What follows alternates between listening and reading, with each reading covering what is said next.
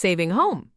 Chapter 6. The kiss changed everything. Kate stood in her apartment the morning after, staring at the Chinese takeout containers still on her counter. Evidence of Joe's presence lingered everywhere. The indent in the couch cushion where he'd sat, his scent on the throw pillow, the glass he'd used still in her sink. Her lips still felt swollen. She dressed for work mechanically, but her hands trembled as she buttoned her blouse. The careful compartments of her life had been breached. She was Dr. Catherine McCormick, who saved lives with steady hands and ice-cold focus. She couldn't be the woman who'd spent 3 hours kissing her neighbor like a teenager. Her phone buzzed. Made it to Atlanta. Already missing your couch. And other things. Kate stared at the message. Heat climbing her neck. She typed and deleted 4 responses before settling on. Focus on the game. Hard to focus on anything else right now. You've ruined my concentration, Doc. A knock at her door made her jump. Through the peephole, she saw maintenance finally arriving to repair her doorframe. The splintered wood from Todd's attack 3 weeks ago would finally be erased. Another piece of evidence removed. 15 minutes, ma'am, the maintenance worker said. Kate grabbed her bag and headed to the hospital early, needing the familiar rhythm of trauma surgery to steady her racing thoughts. Dr. McCormick? Wong intercepted her outside OR3. The gunshot from last night is stable. Neuro cleared him. Good. Kate reviewed the chart on her tablet, but the numbers blurred. She kept thinking about Joe's hands in her hair, the sound he'd made when she'd kissed that spot just below his jaw. Are you all right? Wong asked. Kate's head snapped up. Why wouldn't I be? You seem distracted. The word felt like an accusation. Kate straightened, pulling her professional armor back into place.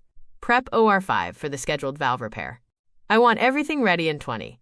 Wong scurried away. Kate leaned against the wall, pressing her palms to her eyes. She couldn't afford distraction. People's lives depended on her focus. Her phone vibrated. Another text from Joe, pictures having a meltdown. Wish you were here to diagnose what's wrong with his mechanics. Despite herself, Kate smiled. She could picture him crouched behind the plate, managing personalities and egos with the same calm authority he'd shown in her hallway that night. Tell him to stop overthrowing. He's trying too hard. Pot, meat kettle. The accuracy of the observation hit too close to home. Kate pocketed her phone and headed to surgery, determined to prove she could maintain control. That evening, she came home to find a package outside her door. No maintenance worker this time. Joe must have had it delivered. Inside was a worn paperback copy of one of the thrillers from his guest room bookshelf, with a sticky note. Page 247. Reminded me of your thing about thoracic rotation. Kate flipped to the page, found a passage about a sniper adjusting for wind resistance by rotating from the core rather than the shoulders. She laughed out loud, then immediately covered her mouth, embarrassed by the sound in her empty apartment. She texted him. You're comparing baseball to sniping now? All precision work is the same. You taught me that. They texted throughout his road trip, careful observations and dry humor replacing the intensity of that night on her couch. But underneath every message was the weight of what had happened, the line they'd crossed. Thursday afternoon, Joe called during what must have been his team's travel time. Can't text and ride the bus, he explained. Dempsey gets motion sick and threatens to throw up on anyone using their phone. Sounds sanitary. Welcome to professional sports. His voice dropped lower. I've been thinking about Tuesday night. Kate's pulse jumped. Oh, I want to be clear about something. This isn't casual for me. The directness caught her off guard. Kate moved to her window, needing something to focus on besides the warmth spreading through her chest. It's not casual for me either, she admitted. That's what terrifies me. Why? I don't know how to be split between two things. You're not split. You're just expanded. She could hear a smile in his voice. You're still the surgeon who saves lives. You're just also the woman who steals my fries and fixes my shoulder. Those are different people. No, they're not. They're both you. It's the more complete version. Kate pressed her forehead to the cool window glass. When did you become philosophical? Long plane rides. Too much time to think. A pause. Voices in the background. I have to go. We're at the hotel. But Kate? Yes, I meant what I said. About always coming back. The call ended. Kate stood at her window, watching the city lights flicker to life. Her phone showed 3 missed calls from Patricia Vance, probably wanting to talk about scheduling and budgets. Kate ignored them. Friday brought a cascade of traumas, a construction collapse that sent 6 workers to her ER. Kate worked for 12 straight hours, her hands inside chest cavities, racing hemorrhage. She saved 5 of the 6, the last one arriving too late, too much blood already lost. She stood in the empty OR afterward, staring at the table where the young man had died. 23 years old. A wife and infant son. Her phone buzzed, heard about the construction accident on the news. You okay? Lost one. I'm sorry. He was 23. Joe didn't respond with platitudes or false comfort. Instead, what was his name? Jose Aurelio. I'll remember it. The simple promise undid her. Kate sat on the OR floor, still in her bloody scrubs, and cried. Not the desperate sobs from Joe's apartment 3 weeks ago, but quiet tears for Jose Aurelio and his family, for all the ones she couldn't save. Thank you, she texted back. Always. Saturday, she went to Joe's game. She wore the jersey he'd sent, and sat in her same seat behind home plate. The Grays were struggling, down 4-1 in the 7th. Joe hadn't gotten a hit all game. She watched him work, saw how he called pitches to minimize damage, how he calmed the rookie pitcher who was clearly overwhelmed. In the 8th inning, he threw out another runner trying to steal, the thoracic rotation perfect. The crowd erupted. Kate found herself on her feet, cheering. The woman next to her laughed. That's our wall. Nobody runs on Russell. The Grays lost 5-2, but Joe had prevented it from getting worse. Kate waited at the player's entrance again, familiar with the routine now. He emerged looking exhausted, but his face transformed when he saw her. Tough loss, she offered. They happen. You can't win them all. He studied her face, reading something there. You're still thinking about Jose Aurelio. It wasn't a question. Kate nodded. Come on, Joe said. I know a place. The place turned out to be a 24-hour pancake house in Arlington. Joe ordered a stack with bacon. Kate got French toast, surprising herself. I looked him up, Joe said quietly. Jose Aurelio. His son's name is Miguel. Kate's throat tightened. Why did you look him up? Because he mattered to you, which means he matters to me. The simple logic of it, the easy acceptance of her grief, made Kate reach across the table. Joe caught her hand, threading their fingers together. I don't know how to date. I don't know how to balance all of this.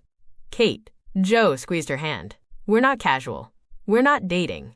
We're just us, in whatever that looks like. What if I'm terrible at it?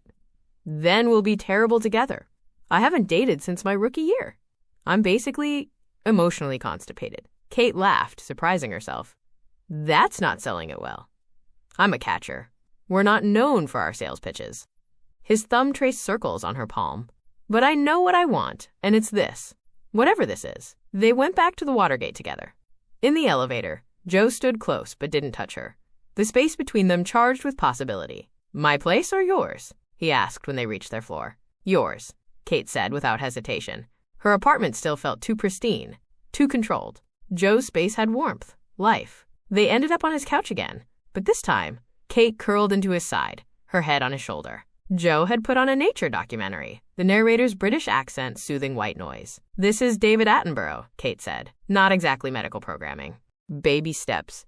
Next week we'll graduate to something wild. Maybe a cooking show? Kate turned to look up at him. Joe? Yeah? I want this too. Whatever it is. He kissed her then, soft and sure. When they broke apart, Kate settled back against his shoulder. I still have to work insane hours, she warned.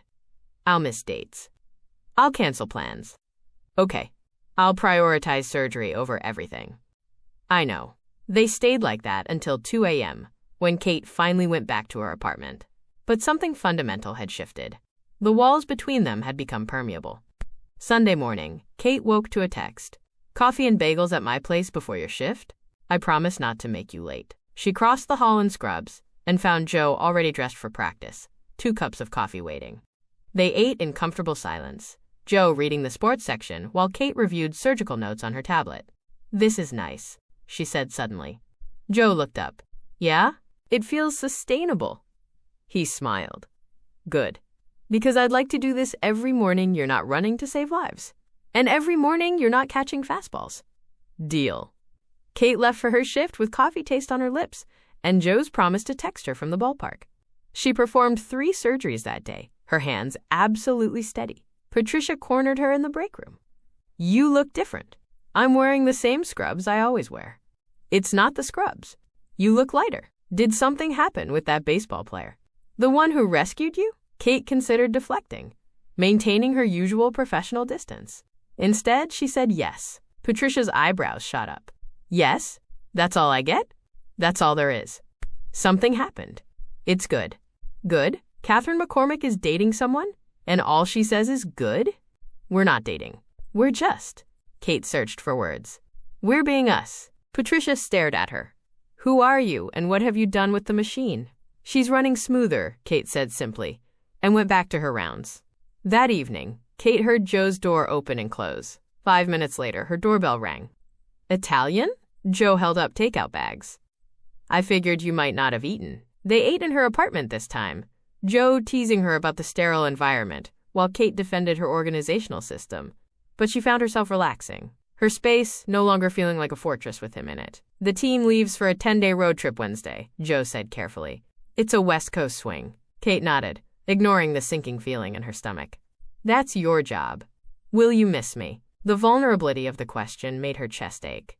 Yes. Good. Because I'm already dreading 10 days of hotel rooms and Dempsey's snoring. Kate moved closer to him on the couch. For what it's worth, I don't snore. No. Joe's voice dropped. How would you know? You'd have to be asleep to snore. Valid point. They kissed again, deeper this time. Kate felt herself falling into it. Into him. Into this thing they were building between their apartments. When Joe finally left near midnight, Kate stood in her doorway watching him cross the hall. Joe? He turned. Text me. From the road. Even if it's just about Dempsey's snoring. His smile lit up the hallway. Every day. Good. Kate closed her door and leaned against it, her heart hammering. She wasn't dating Joe Russell. They weren't casual. They were just them, existing in the space between two doors, building something that didn't have a name yet but felt like coming home. Her phone buzzed. Thank you for letting me in tonight. Both literally and figuratively. She smiled, typing back. Thank you for the Italian food. Both literally and figuratively. We're getting good at this metaphor thing. We're getting good at a lot of things. 3 dots appeared. Then, yes. We are. Kate went to bed smiling, her apartment no longer feeling empty. Across the hall, she could hear Joe moving around, the ordinary sounds of someone getting ready for bed. Someone who knew her real name, had seen her break, and wanted her anyway. The walls she'd built were still there, but they had doors now, and Joe had a key.